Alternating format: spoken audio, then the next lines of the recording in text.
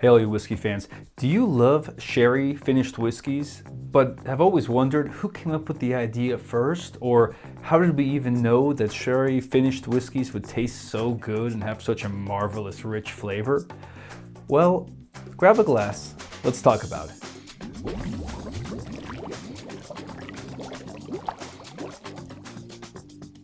Now, as you can imagine, we are talking about centuries ago.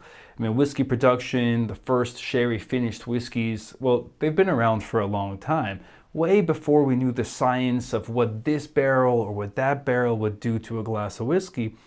At this time, most of the decisions we made around distillation were either lucky, experimental, or just happenstance and resource-based. It turns out that sherry is the latter.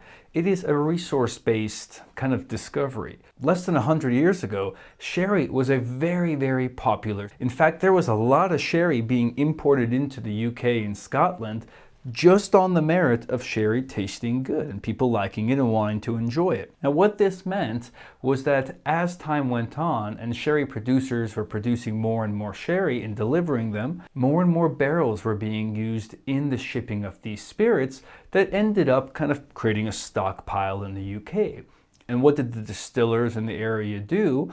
First, they correctly recognized that consumers like sherry. Second, they figured out that with all these empty barrels laying around, and the combination of these two things ended up leading into what we now know as sherry finished whiskeys. A, consumers loved them, and B, they were readily available and you could find them almost everywhere. This was up until the 20th century, of course, where sherry sales started to plummet and really severely go down. What's really funny with this is, in the last handful of years, the amount of sherry actually being sold, like by the liter, is a very small number. However, the number of barrels being sold to age whiskey or other products in has gone up by like 3 times.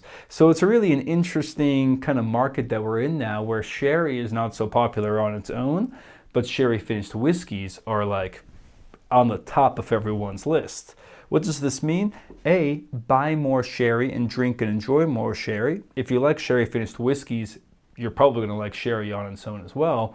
But their production requirements and how sherry barrels are being produced for whiskey production is kind of getting interesting.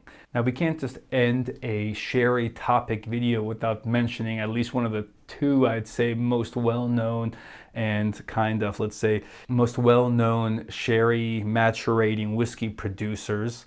Of course, Glenfarclas and Macallan being some of the two which I think almost everyone thinks about, distilleries that almost always distill their spirits primarily in sherry barrels, and some of the best sherry barrels around.